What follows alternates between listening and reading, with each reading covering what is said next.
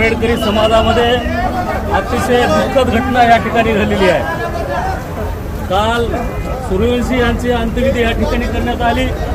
आज लोकनेते, पॅन्थरचे लढवई नेते, एक झुंजार पॅन्थर विजय बाबा वाकोडे यांचं काल निधन झालं। त्यांची आज अंत्यविधी अतिशय दुःखाचा डोंगर या परभणी शहरावरती नव्हे नसून पूर्ण परभणी जिल्ह्यामध्ये झालेला आहे, पूर्ण मराठवाड्यामध्ये झालेला आहे।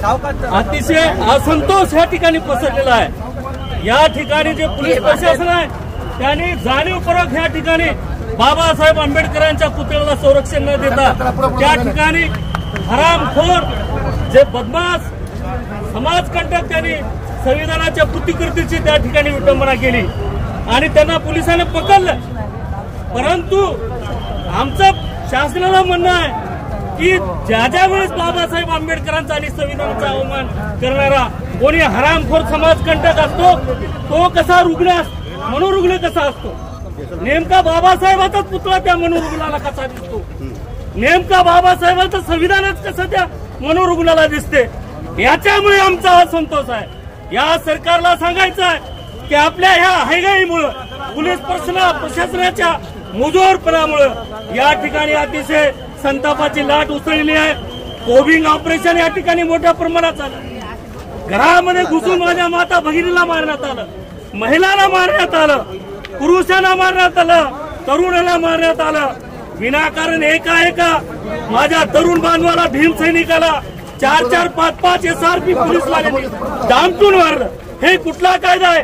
हे दहशत पसरवण्याचं काम आहे। अरे बाबासाहेबांची जनता आहे, हे बाबासाहेबांची जनता कधी कुणाला घाबरणारी जनता नाही। आमच्या बापाने या देशाचं संविधान लिहिलेलं आहे, बाबासाहेबांनी संविधान लिहिलेलं आहे। आमच्या संविधानाचा कोणी अवमान केला तर आम्ही कदापि सहन करणार नाही।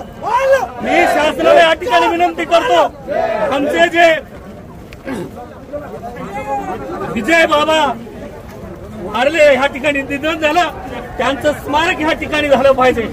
आमची मागणी आहे, सर्व भीमसैनिकाच्या वतीने मागणी आहे आणि त्यांच्या कुटुंबाच्या एका व्यक्तीला नोकरी या ठिकाणी दिली पाहिजे। सूर्यवंशीच्या एका कुटुंबातल्या व्यक्तीला नोकरी या ठिकाणी दिली पाहिजे आणि सुद्धा 10 लाख रुपये मदत केली पाहिजे। विजय बाबा 50 लाख रुपयाचा निधी या ठिकाणी मदत म्हणून शासनाने दिली पाहिजे आणि विजय बाबा वाकोडे हा लढवई भीमसैनिक होता।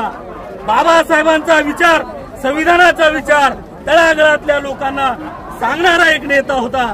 म्हणून अशा महान नेत्याचं स्मारक या परभणी शहरामध्ये झालं पाहिजे, हे सुद्धा मागणी आमच्या सर्व भीमसैनिकाच्या वतीने।